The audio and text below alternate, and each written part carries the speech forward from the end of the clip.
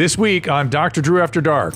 Hey, Dr. Drew. Hey, Mama Jean. Hi, Jeans. What's up with your boner? These are hard questions, right? Hey, philosophical. It's all gray area. Like I always tell Tom when he's on the road during my period, I'm like, dude, you got lucky. It was Shark Week and you're gone. Plan to Jump be in the water. Yeah, it's tough to look into the darkness. So did we talk about this a couple months ago, you and I? We talk about it every time we see each other. The darkness. The darkness.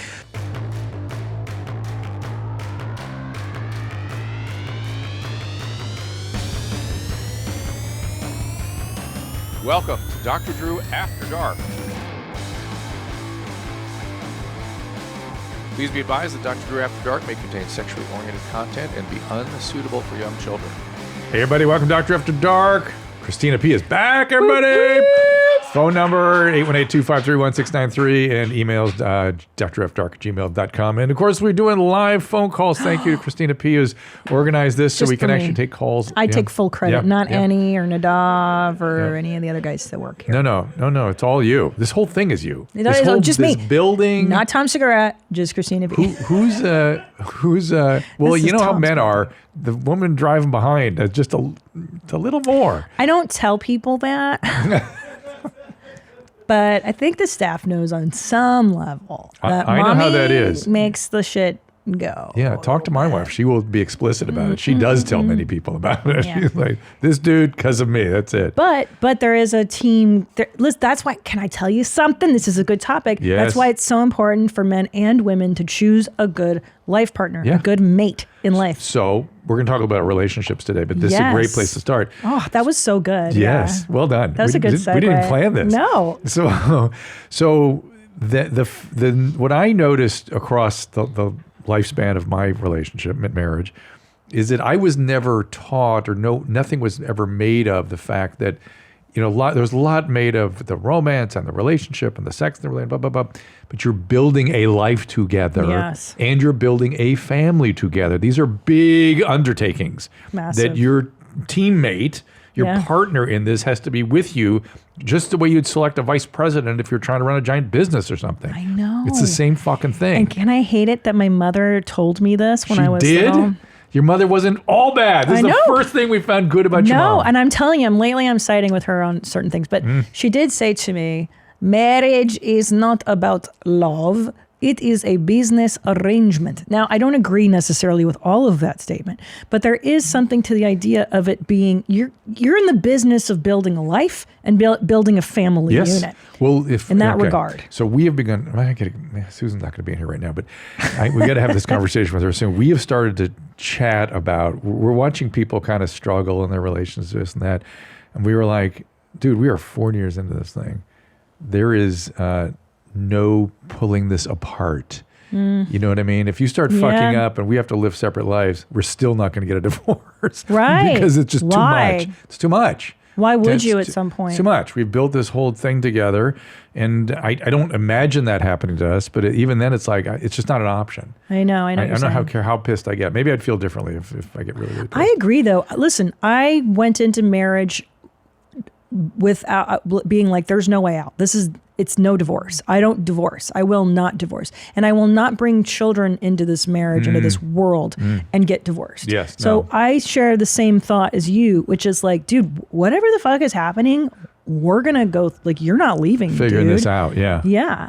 Because here's what I've watched as a child of divorce. Both my parents married, remarried 2, 3, 4 times. Of course. Guess what, fools? If you don't do the work on yourself, you're going to marry the same person. Same shit, different toilet. What is it? Iverson. Same shit, different toilet. Yes. So you think you're upgrading your partner by dumping the old guy. Yep. But guess what, bitch? Once that sex haze phases out, you likely are with the same motherfucker. Yep. Maybe worse. It's because and I'm sure we'll talk about some of this today, it's because of we have fittedness. You know what I mean? Our relationship sort of have maps that we are attracted to certain things and we fit with certain things and we're comfortable with certain things. We like certain things. And that's not going to change unless you really do some work. Really do work. But here's the struggle and the task of marriage is that you and I, especially, we both married young. Like I married 30, 31. Wait, what? 31 was I got married. Okay, well, I got married at 32. But We got together when we were 24. Yeah, we same. started hanging out then. Yeah. So Tom was like 26 and I was 28, or he was 25. I was 28 when we started dating. So you start off as a kid and then you have to grow together. Like you have to grow independently as humans and then your relationship has to grow. That's the challenge. Yes. Is can I grow with this person into the next level stage of maturity? And I don't know how the fuck, maybe she thinks the same thing about me, how I put up with some of her shit when we were younger, but how she put up with my workaholism early. Oh my God. I don't know. But she's pretty independent. I think Susan Pinsky, it's funny because I know you guys a little bit better now. I think you've said before, you're like, she's fine without me. She can go on without me. Oh yeah, no, she'd be fine. Yeah, I don't have to worry about that. She's not dependent on anything. Yeah, that's fine. Do you really believe that? I think she's happier with me, but I don't have to worry about her falling apart. She can take care of herself. Yeah. No, most definitely not. She's tough. I like that. Yeah, very tough. But also then you throw children into the relationship. So now there's not just 2 of you, there's 3 of you. 5 of us. There's 4 in you. Yeah. There's so many of people coming out of you that ruin your relationship in a way in the beginning. So you have to navigate this new dynamic. 1 kid comes, that's a massive change. 2 kids come, now there's 4 people that you're working out. And I think what happened, at least in our early baby making relationship, is like, I didn't know what was fucking happening. I didn't have a mother or an elder woman to be like, here's what's going to happen. You're going to have a kid. You're going to hate your husband for a while. But you should talk to him and you guys will figure it out. Do you know what I mean? Instead, I was like, I fucking hate this. I hate everybody. Yeah. And that's an issue. That we just call that postpartum depression. Right, that's it. So yeah, it's a Herculean effort. And you have to push through it. Think if you just cave to it or whatever, and all those weird feelings. Well, that's when you get divorced. I think people go. And that's one phase of many that you go through as time goes along. What if a spouse gets sick or something? More, yeah. What if a spouse gets sick or old or whatever? There's so much shit. You mean when, yeah, homie? when? Well, what if there's an age difference? And people don't plan that at all. I've seen that so many times. Tell me about that. Oh my God, when people have a 20-year age gap, Yeah. and it's usually the male's older. Not always, not these days. Yeah. And the other spouse becomes a caretaker.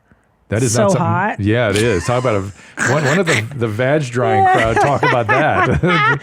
Changing my husband's diapers is a vag dryer. Yeah. Fucking gross, dude. Yeah. Well, I know, because it sounds all hot and horny in the beginning. You're like, yeah, this guy's so mature. It's my daddy issues. And then in a decade, he's going to be old as shit. And you're young. And well, funny. I saw a call in here. Maybe we should take a call. This computer keeps turning off. There we go.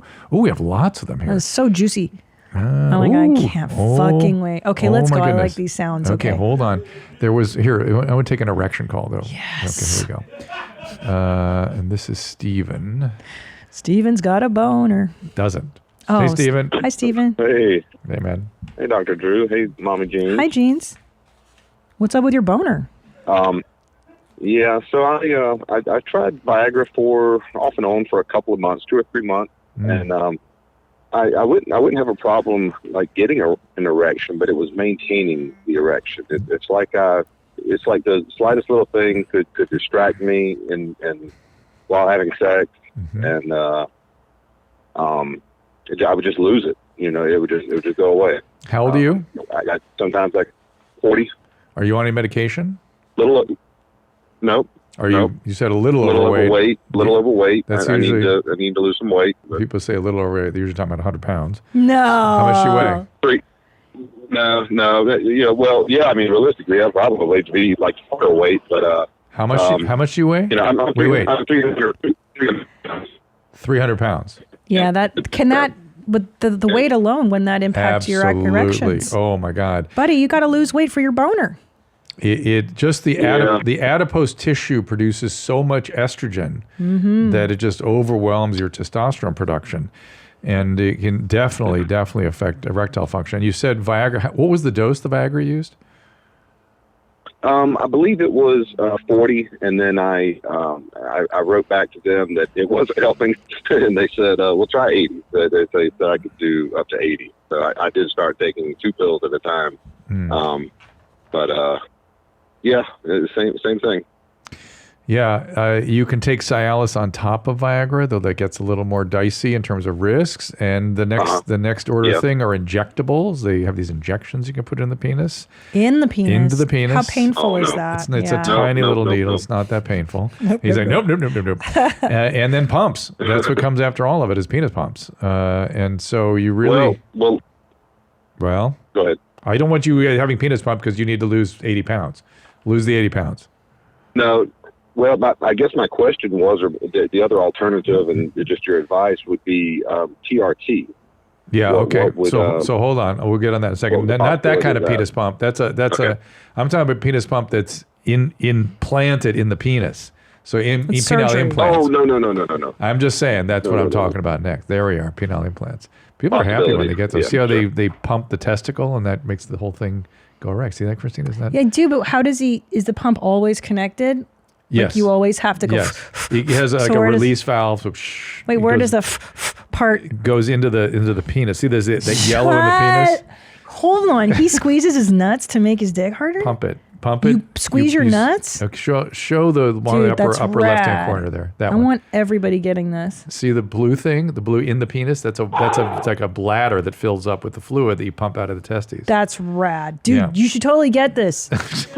Forget losing weight, bro. Go straight to the pump. Look into it. It's so good. No, I don't want you getting pumped just because you're overweight. Yes, testosterone replacement is another way to go, but it seems if I were to do something like that with you, I would say, look, you're going to have a weight loss program that we're aiming towards getting off of this shit and get the weight down and get that sort of all squared. And as always, when people have low testosterone, the doctor's got to explain why. Not just immediately put in the weight in some cases. Don't just automatically put them on testosterone. Just why are they sick and what's the plan with it? Well, not only that, I would say too, getting into your 40s, dicey proposition being overweight. Don't you think that's that's your final decade to clean it up? You're not allowed to say that anymore. Now it's like, because overweight is just you're just as healthy. Yeah. Bullshit. Mm-hmm. Listen to the callers we have. Bullshit.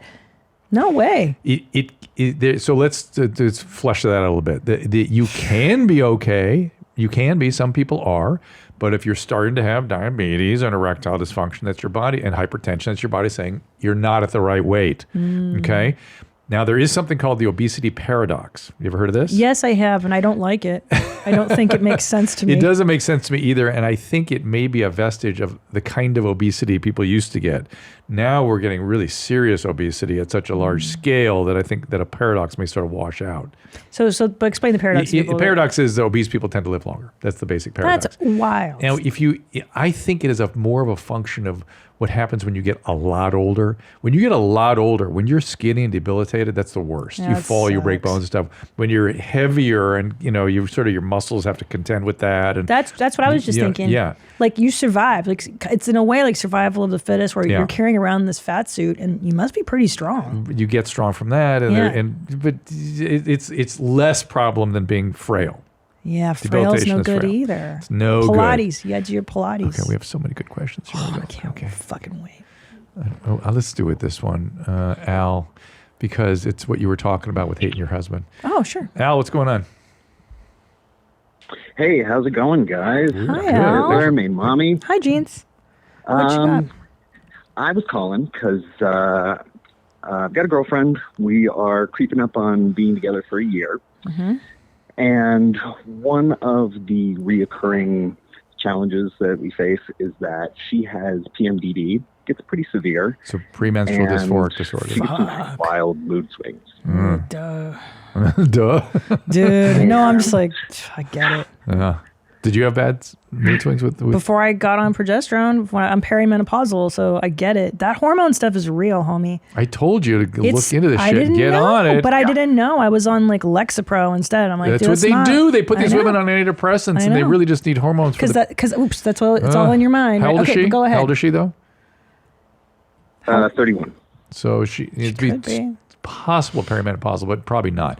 And she's had this probably her whole adult life.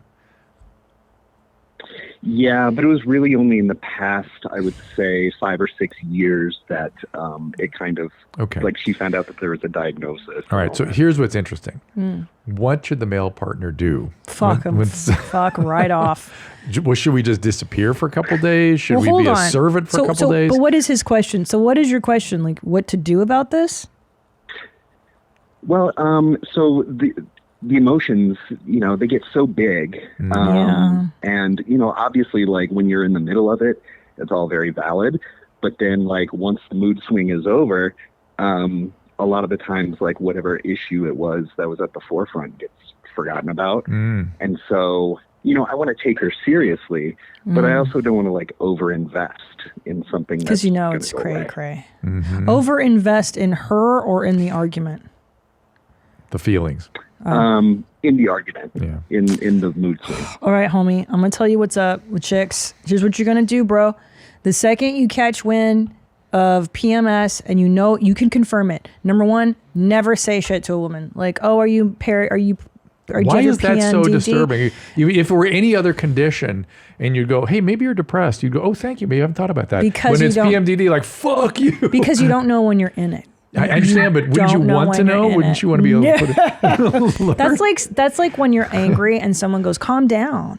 What does that do? Makes you even crazier. So when someone's like, you're being crazy, period, isn't it? Be like, fuck your mother, I'll kill you. So what you're going to do is... Remind me not to be around Christina premenstrual. Well, 'cause here's what I've learned over the years is to give my husband a heads up. Hey, listen, I'm about to go into crazy town. I might be fucking weird. I'm psychotic right now. Please give me 2 days to be psychotic. What do we do? And what do we do? What you're going to do is you're not going to bring this shit up. You're not going to say fucking shit. Are you safe around the kids? Yeah. You're going to give her sweets. You're going to buy her candy, chocolate, whatever it is she likes to. Yes. You're going to feed her the things she likes, the sweet treats she likes. You make me fat. What do you do? No, that means that he doesn't think she's fat. I've tried this, and that's what I usually get. What is that? You're going to make me fat. You don't support my diet. Fuck. Okay, then do the stuff she likes. Is there a stupid movie she likes to watch? And if that fails, disappear, bro. Yeah. So that's the question. So here's the bottom line. Disappear or become a silent servant. I mean, listen, bro, if I were you, I would just get the fuck out of town. Like I always tell Tom when he's on the road during my period, I'm like, dude, you got lucky. You just missed the worst week. It was Shark Week and you're gone. You're lucky. Like plan to Jump in the water. Yeah. plan trips. With you got there a moment before I did. Yeah. Plan trips, plan to be with your friends more. Not at night. But remember that no matter what you do, it's wrong. You're fucked either way, bro. That's what I'm trying to tell you. Like, I think silent servant is sort of an okay way. You just bite your fucking tongue and just yeah, because I'll tell you something, men go through bad moods too. Like when my husband's angry and he's angry about stupid shit, like the fucking plants. And I'm like, oh, okay, that's his PMS. I just shut the fuck up. And I go about my business and let him work it out on his own. Yes. So shut the fuck up. Maybe go about it your own way. I think women are a little better at that than men are. To shut the fuck up and go on? No, let us go on about our business. We tend to want to fix everything. And so we're like, well, what's going on? What's up? Like, my husband's the exact opposite. Yeah, okay, my husband is such a runner. Like if he sees me mildly irritated, he just heads for the hills. He knows better. Good. So there you go. It was a first-hand account. Hide, sweetie. Go make plans. Go have fun. Try to be nice. Oh, that's all you can do. Oh my goodness, this is a good one. I'm sorry. All right, I'm I'll sorry. work the background. All right, my friend. Yeah. Here's a good one, Christina. I want to tell you about Sheath Underwear. They make the most comfortable boxer briefs you have ever worn. If you're sick of boxers that are too loose, briefs that are too tight, Sheath is just right. Goldilocks briefs, that's right, Sheath, they're the best. You have to get one pair to change your life. It's all you got to do. Get them, and that'll be it. You won't wear anything else. The most comfortable boxer briefs you've ever put on.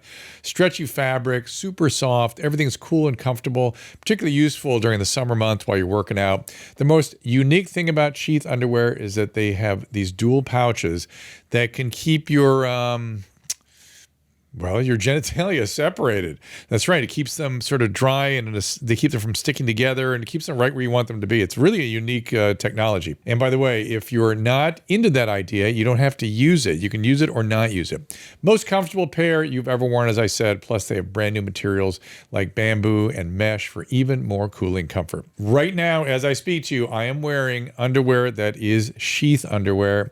Every time you hear from me, it is the only underwear I have because they are so amazing. And Susan loves it too. I like that pouch. Once I learned to use it, I was hooked. Go to sheathunderwear.com and get the most comfortable underwear you will ever wear. If you use the promo code After Dark, you'll also get 20% off your order. That is Sheath Underwear, SHEATH, underwear.com, sheathunderwear.com, promo code After Dark for 20% off your order. Okay. This is a Christina. Oh, a Christina. Yeah, she's Canadian now. She's from Ontario. Me too. Hi. Ontario, Canada. Hi. Hi. Are you from Ontario, Canada? Hey, can y'all hear me? Yes, she said y'all can. She's not from Ontario, Canada. I am calling from Ontario, Canada. Hello. Oh, what part? Okay, forget it. Oh, I'm about a 45 minutes south of Toronto. Okay, I was born in Windsor, so shout out. And you know how she, you notice how Oh, Canadians Windsor. say. Okay, so Windsor is like 45 minutes south of me, so I'm right in the middle. All right, hoser. And the hosers, by the way, they never say. Hey, they don't say Toronto. Toronto. Toronto. All right. Hey, so what's up, Christina? Toronto. Toronto. What's up? Hey, so my question is as follows. So I'm a grown-ass woman, and as such, I have reproductive issues. I have PCOS, and I have a very large fibroid in my uterus. And it's all fine and good. Like, sometimes I bleed, sometimes I don't. And when I wasn't, my ever-loving boyfriend, who just loves to go down on me 24/7. This is like a couple of months ago. He was going down on me, and he caught a blood clot in his mouth.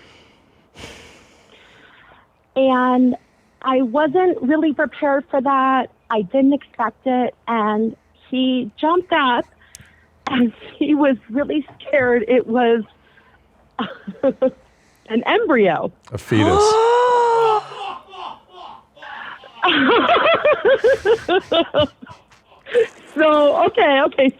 So I was like, no, honey, it's not an embryo, it's just my body.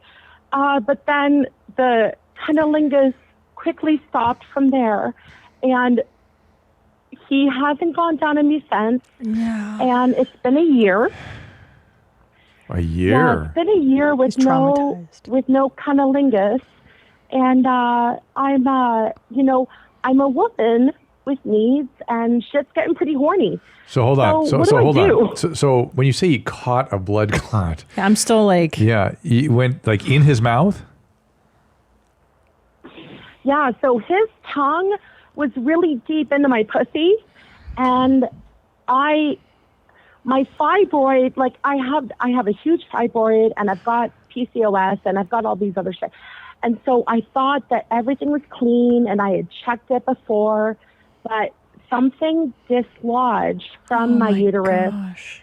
and just swept into his mouth embryo? through Is the it- waves of life. Fired it into his mouth. He caught Fired a clot, like Okay, boom, thank like a you, ping yeah. pong ball. That's tough. Yeah. Because I thought she literally passed an embryo and didn't No, notice. he was worried that was the case because it was so. I was like, sister, you should have felt your miscarriage. Yes, Okay, I'm not as worried about this. Okay. No, it wasn't. It wasn't. Yeah, I was like, it holy wasn't a no. miscarriage. It was just. I've got this funky uterus. Sure, and it you've got- doesn't it's know a what chunk to of do. uterus. This is the Most times. fourth. It's We've got totally the normal. first three Got it. go-rounds. We got the Got it. PCOS, the fibroids, blah, blah, blah, Yeah, blah. it's a uterine chunk that came out of your. Got it. And also, he was going down on me, so I was super horny, and like shit was clenching. So that's where the firing I came was from. like, she propelled it out. So my uterus was contracting. Well, let me ask and I this. think Let me he ask may have this. caught- Why does he have to spend so much time at the vag, like in the vag? Is that important to you? Well, that's an excellent question. I mean, I don't know. He loves the bag. Does he understand? And I know what normally he it's loves. He understand- loves it because he thinks you love it. Does he understand your anatomy? Oh, Dr. Drew. God, thank you. I mean, yes. He likes to. He moves upstairs. And then Forget goes what he downstairs. likes. But my Here's problem what right men now- likes. Here's what men like. Men like what you like. I know.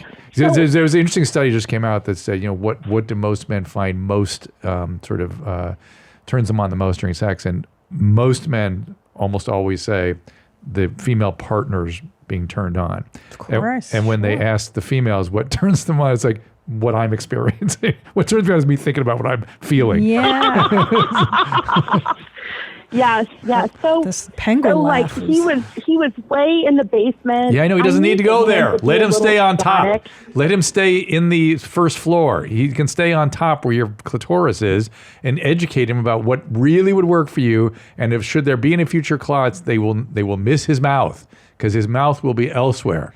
Okay. What about this? This is and by the way, and thank you. describe how important And it is for also- him, and if it's in for you rather. And if by the way, and if he doesn't respond, get a vibrator, incorporate that into what you guys are Always. doing. And number two- always. Christina says always. Be sure to get a whole variety. Or, I mean, is this 290s? But like, what about dental dams? Remember that? If he's spooked, maybe start him off on a dental dam until he good idea. sees that there's nothing funky coming good idea. out. But I think he has grave. Men are only interested in what they think is turning you on. That's it. Oh, and so then- if he's spending way too much time at the vaginal os, because that's what She's she a thinks talent, he yeah. likes, he doesn't give a shit about that. He thinks that he's doing something for her. Yeah. And you got it. Men do. And you're laughing about it. Men have no idea. I have such a history because I'm smiling about things that like my teenage lovers would do. And you're just Oh, like, right. Well, guess what?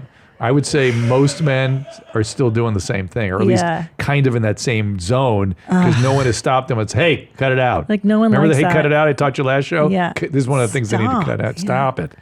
oh God. Yeah. It's just because I didn't know as like a teenager. You don't know what you like.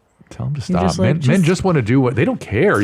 We don't get offended when you tell us. No, this. I know. Not a lot of offensive. No, we want to improve what we're doing. We want to do better. So just make it good. All right, Samantha, let's hear it. So I have a question. I've been in a relationship for like 9 years, and I really love him in a lot of ways. Uh-oh. And we have a great thing going, but we have a big personality difference. Like, I'm super wild, like you guys, and just kind of like goofy, and he's like a little bit more humdrum. Yeah. And it's just super lonely, and like I'm feeling unfulfilled, but everything else is awesome, and I just wonder how petty that is for going into the future. Well, go ahead, Christina. I'll give you No, because like, no, you go. Well, two of you would be fun for a minute, and then you'd drive each other crazy. Just the way for him, two of him would not be fun. I no doubt in my mind, he enjoys these things you bring to the relationship. And it sounds like it's more on your end that you're feeling sort of let down or lonely, whatever it is. Yeah. And my fear is, buckle up, honey. My fear is that you have some kind of burgeoning alcoholism or something, and you need this very high degree of stimulation in order to kind of feel okay. And you're sort of one of these sort of extreme people that really it's part of your biology, that we call alcoholism oftentimes. Right, because she's not happy with like the safe. You need the normal. over the top stuff. You need stimulation. I think, and I'm gonna be. Am I? Or just more conversation. Well, that would be fine. He can easily provide that, right? But are you in that zone where you kind of need a lot of stuff? You need a lot of action. I don't. I'm like, I'm kind of similar to Christina, like Eastern European race, Croatian over here. So I have some things.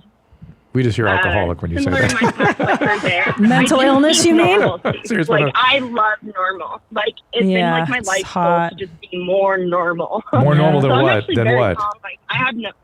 More normal than people who I deem a little bit more erratic. Like your family of origin stuff? Yeah, exactly. And what were the conditions in the we inherit their shit. What was in the family of origin stuff? What was there?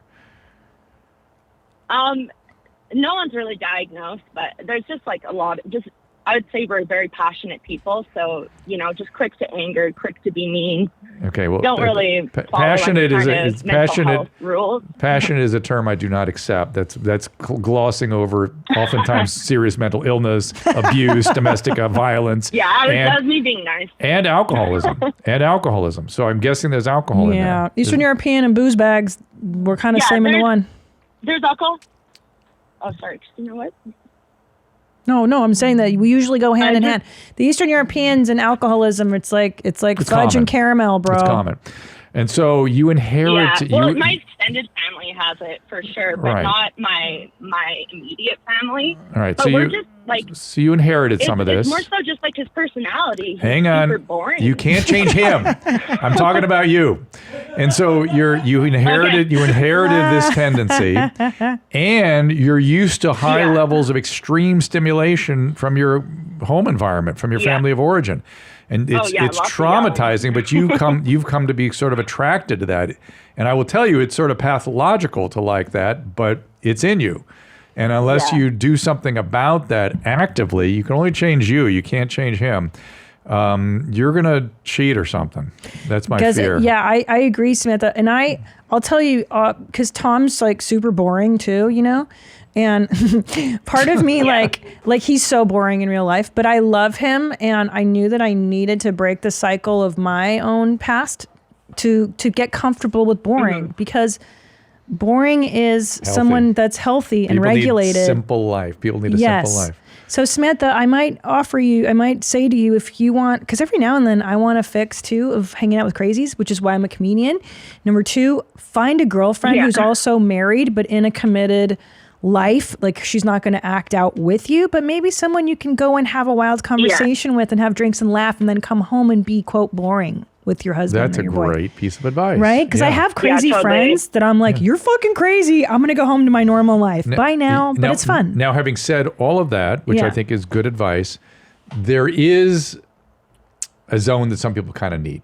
You know what I mean? You may need more than you're getting. Sure. It just may be true. While I'm not saying go all the way to the domestic violence that you were accustomed to, but you may need to be somewhere more in the middle than what you've got. And even though what you've got is very healthy, and it gets dicier the more off that you go, the more away from it you go, the more challenges, the more pathologies, the more stuff comes up. But some people just can't live without it. And as long as you're not going all the way over there, you know, the way we always tell people is, if you do end this relationship and try to do it again, do not go with someone that gives you lightning bolts. Yeah, Lightning bolts will be the shit you came from. Fuck that. You can have sort of butterflies with some excitement, but the lightning bolt shit, you know where that's going. It's like Pamela Anderson. You see the documentary? Yes. Like, she ended up being with Tommy Lee, which was daddy, basically, fighting and fucking and fighting and fucking. And there's some excitement there. But Yes, that's and she not. can't get over it, and no one's helped her with that. Yeah. I thought that was a problem, by the way. That's documentary number 2, where Dr. Drew shows up at Pam Anderson's beach house. And Yes. help her get over we this do a little shit. talking to her. Yeah. And so what Christina said, if serious. you haven't seen the documentary, is that her family of origin, her dad and her mom, were extremely sick. Their relationship was just a fucking mess. And to my eye, I think dad got sober. I think that's why they were kind of still all had relationships. Cool, great. Yeah, that's what it looked like to me. Because otherwise they would have been all blown apart. I know. They wouldn't have put up with that shit. But that dynamic was very familiar. And I think when she had it with Tommy, and she can't get over it. And Can't so get over it. that is called an addiction, everybody. Yeah. That is being addicted to somebody and to the intensity.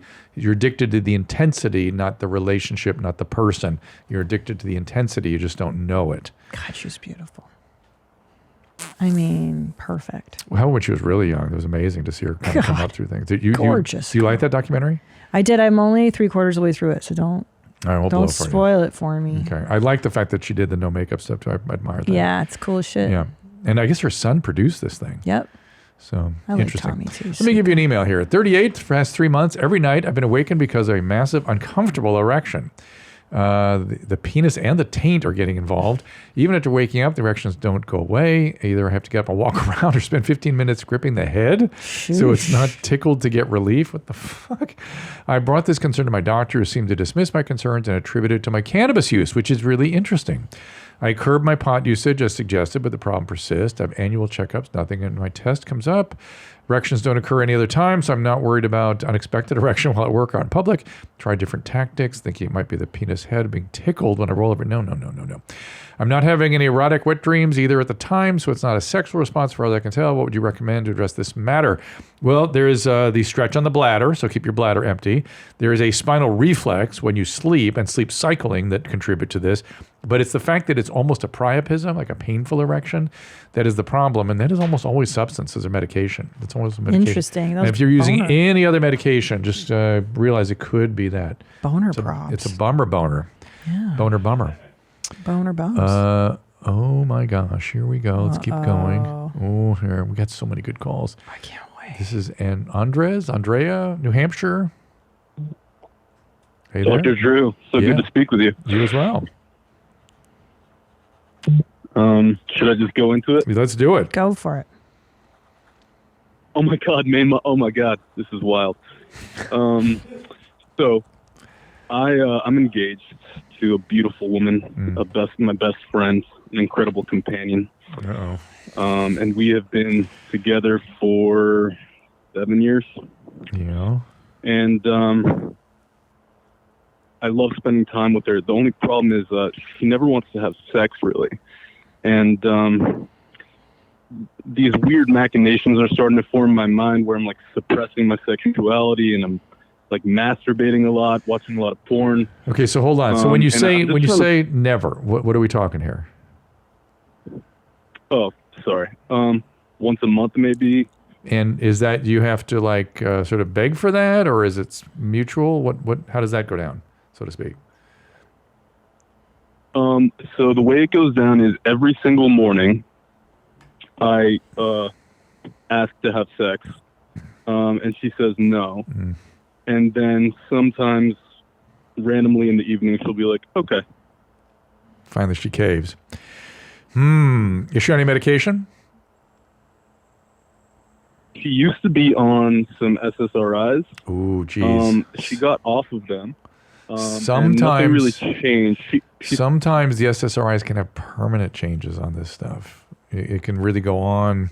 There's a whole world out there now of support groups, people who've had persistent sexual suppression from SSRIs. Jesus. And if that's happening to her, it's a sad thing. She needs to talk to some, endocrinologist or doctors that have some experience with this. There's things they can try. But I worry that that's what's going on here. Was she at one time sexually active with you and then it changed? Like she... Oh my God. Like when we met in college and we had the most incredible sex life. Uh-oh. So what changed? When did she go on the antidepressants? We broke up for a few months and that's when she got on them. Oh, Jesus. What? Okay, so this sounds like that. Oh, is so antidepressants sad. or what? I mean, is there other factors like cheating or what? Oh, did something cause the breakup? Yeah. It's drying the vag? Yeah. She not trust you? Is she resentful? I'm sorry. It's just I didn't true. cheat on her. Okay. But I think maybe I did break her heart a little bit when I broke up with her. I basically was like, look, I need some time. I wanted to see other people, and I told her that, and I think maybe that made her sad. And then after that, was the sex back to normal, or is that when everything changed?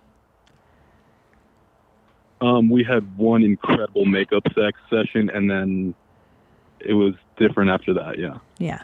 You guys may need to have a serious talk, particularly before you get married. I would argue in front of a marriage counselor. Yep. Go to counseling. One good thing about the Catholic Church, say what you will, is if you want to get married in the church, you have to go through some counseling. Yeah. I would go and look at the SSRI stuff in conjunction with the emotional component, because women, the minute we resent you, that's what shuts down first. That shop is closed, homie. So she it's could be not harboring. just that we want our emotional needs met. It's actually if we build resentments that you are resenting us, that's the main venture. Oh, that's number one that shuts down. One. I don't want to bang you anymore if I hate you. She might still be harboring some stuff. Why do you do the relationship then? Because especially if... I don't think she hates me. Yeah. Nah, she might secretly But why? resent. Why would you be in the relationship? Because it's the beauty pageant thing, right? Especially in their situation. You want to be chosen over all others. He breaks up with her to go out with many others. And then he comes back to her and is like, guess what? It's you, bitch. And she's like, that's what I fucking said. Now you're back. Now you pay. How long would that pay? Until they address it. Have you had a talk about this with her? Like a frank, open talk about that time period and moving forward. You got to talk. Yeah. Talk. Yes. And the SSRIs. We are really, really good with communication. They do talk about it. And have you told her the sex is suffering, that you're suffering? We talk about it all the time. And it's one of those things where it's like, I'm not going to force her to have sex with me. Of course, that'd be insane. So what I'm doing is I'm accepting it as it is when it comes, but it's really tough because I'm starting to suppress it. And now my problem, this is a real problem. Now my problem is like, psychologically, I'm starting to be unable to achieve erections sometimes. Because you're so upset. I'm so suppressed. But let me ask you guys this. Let's make a presumption. Let's make a presumption that this is just how it's going to be moving forward. Negative. What's the move on my end? How do I deal with it? Get the fuck out, homie. Sorry. Withholding sex and love is a very aggressive move, if that's what she's doing. If it's that she has a biological problem, that needs to be properly assessed and treated. And listen, because I've been you and I have had these conversations, Christina and I, about hormone replacement and how important that is. But I got to tell you, it's the one thing I've noticed, seeing women go from shut down to activated again with the hormones. In either state, the women seem to have no objective sense about where they are. In other words, when they're shut down, they don't realize they're shut down. And when they're asking for sex every night, they don't seem to think it's any different than when they were shut down. That's true. It's like you guys, it's the weirdest thing. Whatever biological state you're in is just the way of the world. Yeah. And whatever state you were in. True. And that men are not like that. Not that we're so insightful, but we are acutely aware of our biological states. If we're hungry, we're hungry. We have sex, we want sex. You know what I mean? We know this stuff. Yeah. You guys are just sort of in it at all times. It's true.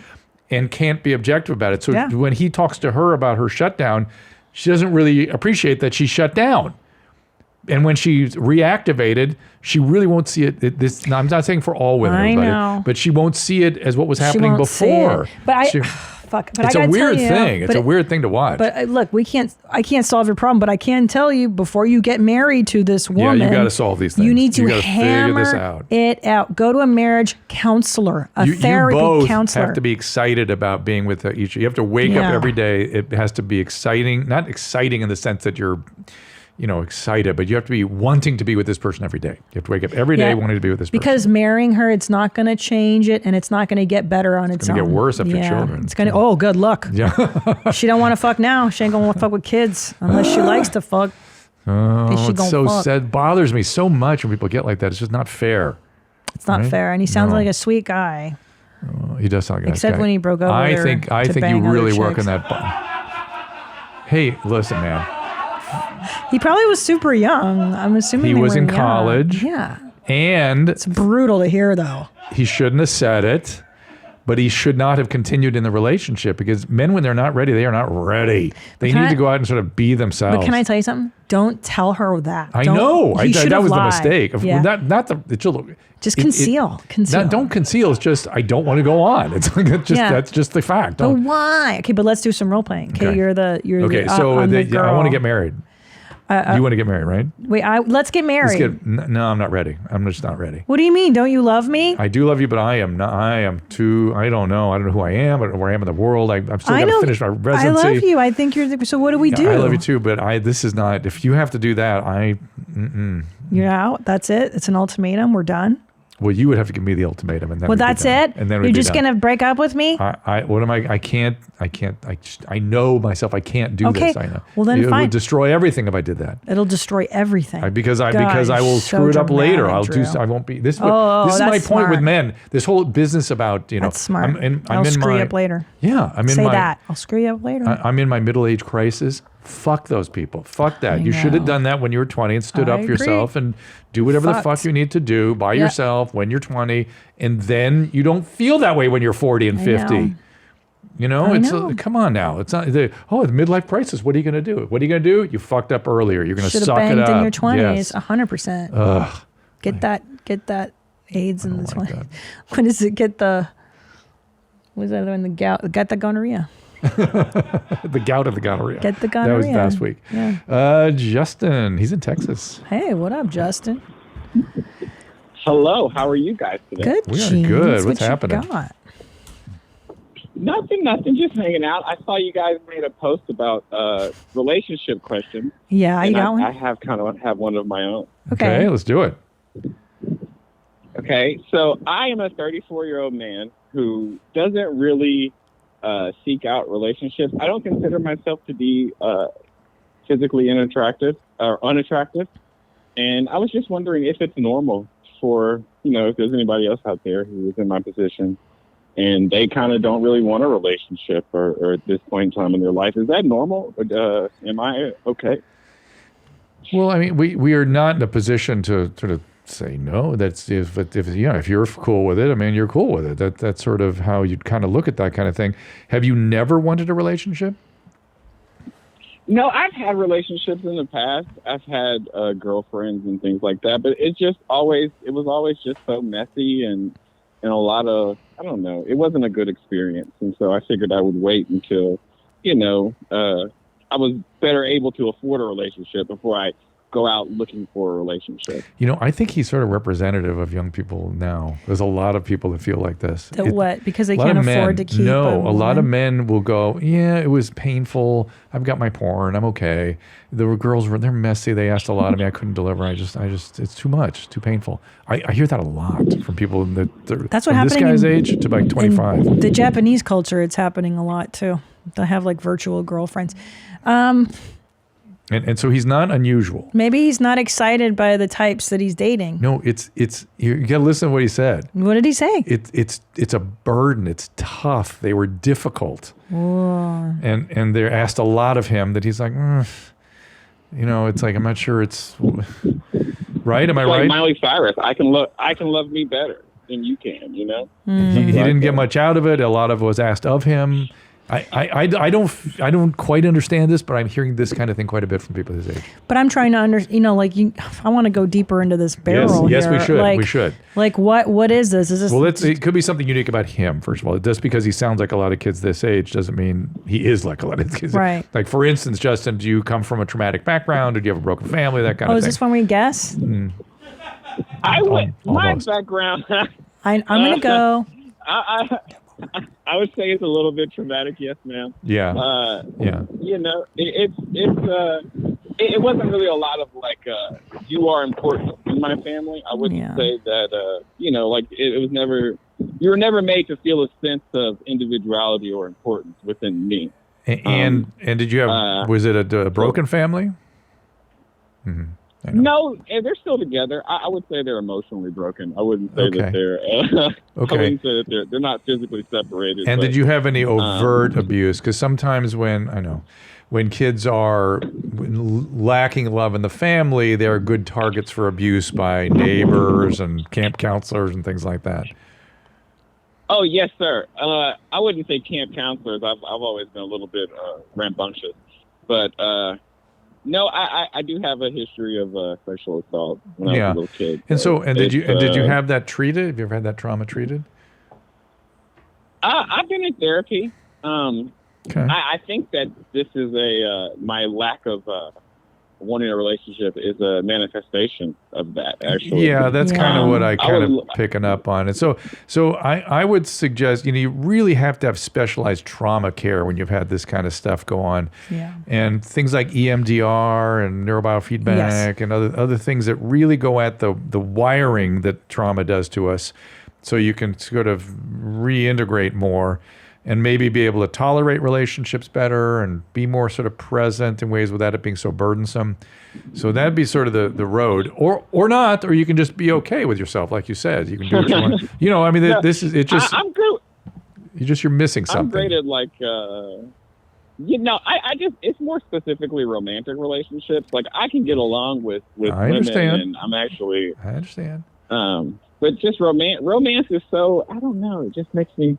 Maybe it's because I don't know. Maybe it's the latent Catholic in me. I don't know. No, well, it is the intimacy, right? And when you have trauma, intimacy is a big challenge. And then there's all kinds of conflicted stuff around sex and sexuality when you had childhood sexual abuse. And it just affects everything. It just is in there, and there's treatments for it. It can be sorted out. And if you don't sort it out, it will just continue to affect things. Now you seem fine. You're not a serious mental illness. You're fine. You're in a mood. Just know you're fine. You're good with yourself. And if you want to just go along, you certainly can. But there is a richer landscape out there.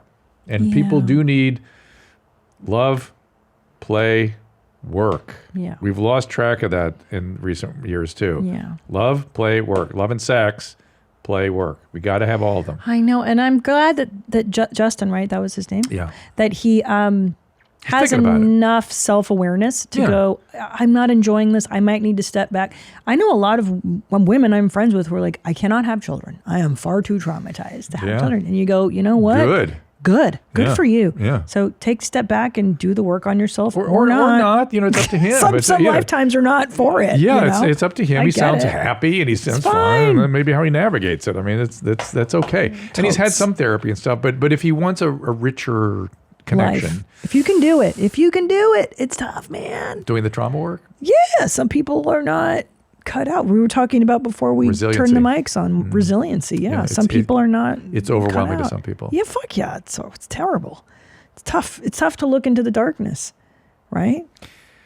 Did we talk about this a couple months ago, you and I? We talk about it every time we see each other. The darkness. The darkness. But did you have the dead spots that I had? I talked to you about this, didn't I? Your emotional dead spots? Where I would go into like these, they're called trauma-associated dead spots. And they're things that people fall into, particularly during deeper relational therapies. And I would go into these fugue states. And I would just remember I would just all of a sudden be unable to move. Jesus. And the next thing I'd be aware of, the therapist go, your time is up. And I thought, whoa, time was constricting and meaning like you were talking to the therapist, but you just didn't even know what the fuck you were so I stopped talking too, and she would just sit there and sit with it for 50 minutes or however long it was. And eventually they just sort of sealed up. They stopped. So by having another person there with you, because those dead spots are highly anxiety provoking, they're dead. You're dead. And so going into these dead states, your brain hates it. And have somebody let you go in and hold you there while you're there. It's very powerful. You would sit there for 50 minutes in a fugue state, not saying anything. Correct. And you weren't aware of the time hour. passing. That I've never had that happen. But my brain would certainly not go anywhere near that shit by itself. You were really traumatized. I was really traumatized, but I also did very, very deep psychotherapy work. Very deep. Oh, God, and I want to go every day. Well, most people can't get to that, what I was able to get to. I consider that some of the talent of my therapist. But most people can't get to that without EMDR and things like that. These are the tricks we use to get people to those places. And they feel overwhelmed and broken and confused when they get into them or in and out of them because it's so unnatural for your brain to let you go there. And that's the part that needs to be reintegrated with the rest. And so when you say it's overwhelming and hard, yeah. Yeah, it's scary. It took me forever, too. I knew there was something up. I was like, I'm going to keep coming every week. What was up? It was nothing dynamic. It was nothing like, oh, I need to talk about blah, blah, blah. No, I needed to experience things in the presence of another person who could make me feel safe. Just the darkness. It wasn't a particular memory you brought up. Nothing. It was just falling into the hole. Yeah, I've done that. Okay. Oh, but I've had panic attacks getting too close to the hole. Okay. That's my go-to out in the world. But in therapy, I was able to go in and they just sort of healed up. Yeah. And then the panic and the anxiety went away. Isn't that interesting? I was just talking to someone about that during lunch, that you can wake up one day and no longer have anxiety about a certain situation, thing, or whatever because you've healed. You've done the work behind it. Yeah, it's cool. So you're able to go in the darkness? Yeah. I had a panic attack. Something prompted it, but it was in the middle of the night. I just freaked out and had a panic attack, and I hadn't had one in years. And then I told my shrink about it, and we went there, and we went into it together. Yeah, and then I don't have panic anymore. I had it for. Oof. I don't have it either. Oh my God, did I have bad panic? And some of it is the younger brains are prone to this stuff too. 18 to 25. It's like fuck that shit. We're old brains. Old brains, man, made it. Now it's just deteriorating. Middle-aged brain. Now, dude, I'm senior brain. Senior brain. Let's do some video, shall we? A little palate cleanser. I've got a lot more calls still out there. I got to get to. Let's do some calls too. I don't want to. Okay, more calls. Let's do them all because I want these people to be serviced. Okay. There's two more to go. Yeah. Don't treat anymore. This is Andrew. Okay, Andrew. Hello. Hi, Mommy. Hey, Mommy. Jeans. Hey, Jesus, this is awesome. How are you guys? Oh, good. Great. What's up? Good. Nothing. I just had some relationship advice. Okay. What you got? So my parents. Oh, sorry. Go into it. Your parents? Yep. Yeah. So my parents are leaving. They're moving out of state, and I have a girlfriend that I've currently been with for over a year now, and we're taking over the lease to the house in about 3 months. Okay. And I'm nervous because there's some drinking problems, and it's not really fun with her when she's drunk. But I love her to death. She's a big child. It's so bad, and I just don't know, like, if this is going to turn into like a bigger problem. It's not like she's drinking all the time, but it's when she drinks, she really fucking drinks. She rips. So do you come from a family with an alcoholic? One of your parents? Nope. No. I'm a recovering addict of 5 years from cocaine. Okay. So you know what this is, right? Her illness. Are you in the program? You just stopped. No, I haven't been in the program for a couple of years. But you know, you're familiar with it. You're familiar with the program. Yeah. Okay. Yeah. And you're familiar with alcoholism and what it is and how it works, right? So you're not going in blindly. You've seen it. You've seen it in the rooms. You know what this is. And you also know that not everyone that has the gene and the potential loses control. I mean, maybe she's one of these people that can kind of cruise along for long periods of time without losing control. Is she open to sort of guidance on her condition? I'm laughing because she goes to therapy now, actually. but is she showing any insight into the excesses? Kind of. Okay. So you know, let's say she loses control. How are you going to be with that? I'm not okay with that. I don't want to deal with the out of control person who. Would you? Becomes so. I understand. Would you leave at that point unless she dealt with her condition? I don't know. Yeah. So maybe a little Al-Anon or something for you. Just a couple meetings. Just kind of sound it out a little bit. I mean, it's free. You can do it on Zoom. You know, these are really interesting questions. They're philosophical. They're philosophical because it's easy to go, hey man, you're with an alcoholic. You want to deal with that? Fuck that. No, you're an addict. You know what it is. You don't want somebody not to love you because of your condition. You know, you could relapse any minute. That could happen to you, but you still want somebody to be in a relationship with you, and as well they should. And she hasn't lost control yet. She may never lose control, or she might lose control. You have to be very clear on where you are with this and what you're willing to tolerate. And if you can say to yourself, you know, I love her so much, she's got this condition, any different than you said she's diabetic and not taking care of her diabetes, and I don't want to sit in the hospital while she has neuropathy and, you know, DKA. I don't want to deal with that because she's not taking care of her diabetes, right? That might be a reason too. Yeah. Or you might go, shit, it's not her fault. She has diabetes. I love her anyway. We'll see what happens. In this, my suspicion is what you're going to do is go, she's great. I love her. We'll see what happens. And then you're going to have to be very clear on what you do if she loses control. That's all. You have to talk, you know, get some Al-Anon peers going and figure out what you do.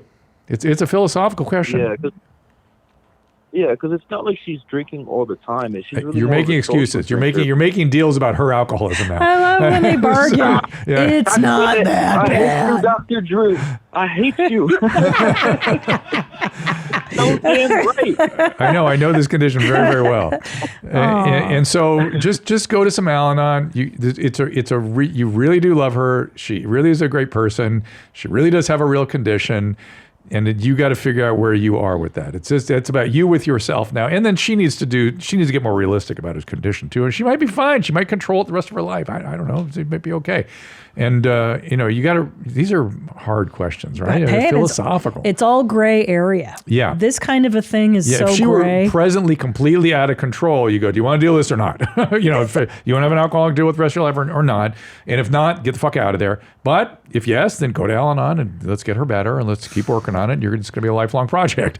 But she's not there yet and she may never get there. Who knows? So. And back to the discussion we had with the girl Samantha, who wants to be a little more stimulated in a relationship. Wait, no, not different. The one that was like, he's boring. Oh yeah. Yo, this is why you marry boring. That's exactly right. This is why. This is what she's looking for. Yeah. This is the like pa, pa, pa, pa, guy. Mm-hmm. You don't want pa, pa, pa. You want just fucking boring. Mm-hmm. Trust me. Mm-hmm. Trust me. I've dated these Christina. fucking guys. They suck. You don't want it. Get boring. Boring. I always give people the opportunity to sort of be some gray. Yeah, well, everyone's somewhere got like their it. shit. Hi, mommy. Right, everyone's got their shit, Everyone's and got it is their a philosophical question, not a medical question. What at some kind of point. shit can you endure? Pick your suffering, right? Pick your suffering. Joe, how about you, my friend?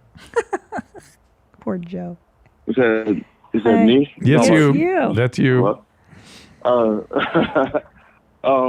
So I guess what was your question? I don't know. What's your question? My question? Oh, shoot. Well, I kind of wanted to know, like, what do you guys know about, like, schizophrenia and all that stuff? Because, like, yeah, like, what do you guys know about schizophrenia? I guess from the medical aspect of it. Dealt with it a lot. Have you been given that diagnosis? Yes. A few years ago, about 2014, I was diagnosed schizophrenia, in and out of the hospital for, I guess, like 3 years and all that stuff. And currently, my diagnosis is schizoaffective. So I was wondering, like, what do you guys know about that? And, like, can you give me any, like, things, like, give me your perspective of it, and, like, maybe I can give you my perspective of it. All right. So schizophrenia is a serious mental illness. It's a brain condition.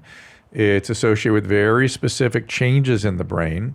There is a spectrum. It's a spectrum of disorders from really severe advanced where people are talking to themselves and they're not in reality and have trouble coming back, versus more milder states where people sort of hear voices and, might get confused and paranoid at times.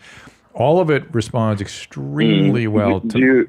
Go ahead. Do you believe it's a chronic disease? Like, you have it for the rest of your life? Or well, schizophrenia, yes. These are over time with... These are all chronic illnesses, but they can be very well managed. I mean, and the problem with schizophrenia is that it progresses if it isn't treated. This is the thing that kills me about schizophrenia, that if you don't get people early and treat them frequently and often, they can do great. I mean, you wouldn't even be able to tell many times with certain kind of schizophrenia syndromes that somebody is having this condition. I mean, me personally, like, I was on the meds and all that stuff, and, like, personally, I don't really believe in, like, pharmaceuticals and all that stuff. But I've been off my meds for, like, the last, I guess, going on 2 years now. And like, I like you had mentioned, like, bringing yourself back to reality and everything. I feel like, how can I explain that? Like, I will tell you that my friend earlier that there's evidence that cognitive behavioral therapies can be helpful in helping you identify your delusions when they occur, so you don't fall all the way into them. And if you start developing delusions, you can take a little something to get you back on track, and that can be a fine way to do it. And by the way, schizoaffective is not the same as schizophrenia. It's not so progressive. Schizo is more of a it's affective. It's a mood disorder, and so it has a psychotic component and a mood component. And as one psychiatrist explained to me once, there's schizoaffective, more mood, and there's schizoaffective, more psychotic. And so you have certain, balances amongst these two. And it's not as progressive, it's not as severe as schizophrenia. And so good, yeah. You did take advantage of the treatments. But because it's a brain thing, you've got to do some meds, at least intermittently. And if you don't take them, and it is schizophrenia, it can destroy your brain. You can be really destroyed by it. I gotta tell you, my mother deteriorated significantly. It doesn't get better. Well, yeah. You gotta treat it. And it sounds like the blessing in the skies, if you will, is that he got diagnosed early. Yeah, and he's insightful, he's smart, Yeah, he's thinking about it. He's reaching out for help. That's amazing. Yeah, and That's so, but do, find somebody you can trust and stay in a relationship with that therapist or whatever, that mental health professional, and just, it's a chronic thing. You got to kind of tune it up every once in a while. Look, I have mood disorders. I have anxiety disorder. You have Everyone's got a schizoaffective. diagnosis Yeah, and I've, been in decades of therapy and this and that, and We're all fucked up, yo. Yeah, yo. But treatment works. That's the other thing you got to keep in mind. Treatment works. Let's talk about some TikTok here. Let's do a little TikTok. Let's lift the mood. A little sorbet. Little cleansing. Oye, Adri, dame un consejo de amor. Te voy a decir algo. Oh. Nunca le des oportunidad a un feo. Porque luego te tratan como si la fea fueras tú. Y eso te lo digo en todos los sentidos, ¿eh? Nunca le des la oportunidad a una persona infiel. All right.